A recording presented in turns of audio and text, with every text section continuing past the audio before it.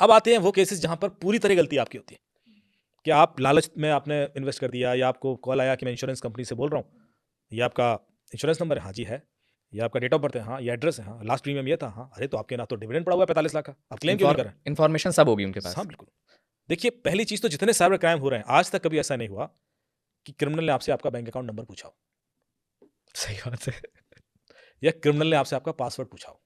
हाँ, नहीं बताएगा कोई।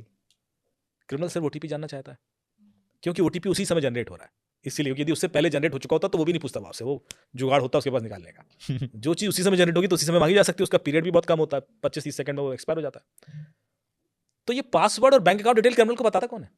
सही बात। कौन? ये ध्यान रखना, इसका हम यूज करेंगे अभी, इस इन्फॉर्मेशन को होल्ड करते हैं। ठीक है।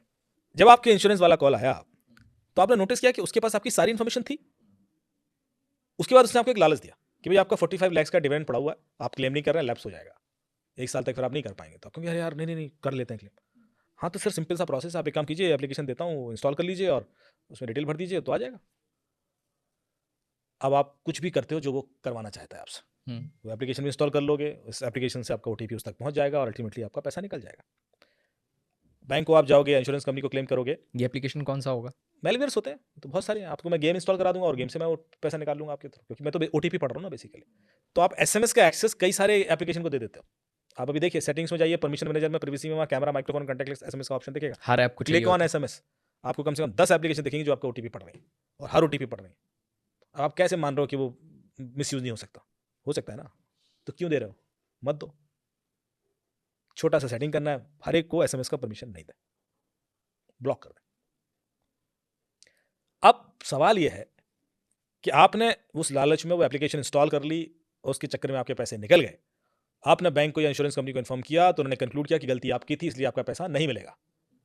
लेकिन एक चीज लोग भूल जाते हैं, मैंने गलती की, ठीक है, पर इससे पहले ये गलती और हो चुकी थी जिसके बारे में कोई बात नहीं करता। सोचिए, पूरा इंसिडेंट फिर से फॉलो करते हैं।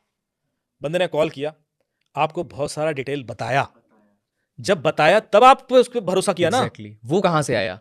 वो कैसे पहुंचा उस तक? ये गलती किसकी थी? ये गलती किसकी थी? यदि उसके पास मेरी डिटेल नहीं होते तो मैं उस पर भरोसा ही नहीं करता, भरोसा नहीं करता तो मैं गलती नहीं करता। मेरी गलती आपने बता दी, वो गलती कैसे हुई पहले बताओ, ये डेटा आप तक उस तक कैसे पहुंचा? वो तो मैंने नहीं दिया, करेक्ट। अब आरबीआई की गाइडलाइन क्या बोलेगी? जिसकी गलती उसकी लायबिलिटी। इंश्योरेंस कंपनी की गलती है, पहले गलती उसकी हुई, डेटा ब्रीच कहां से हुआ? वहां से, तो लायबिलिटी किसकी?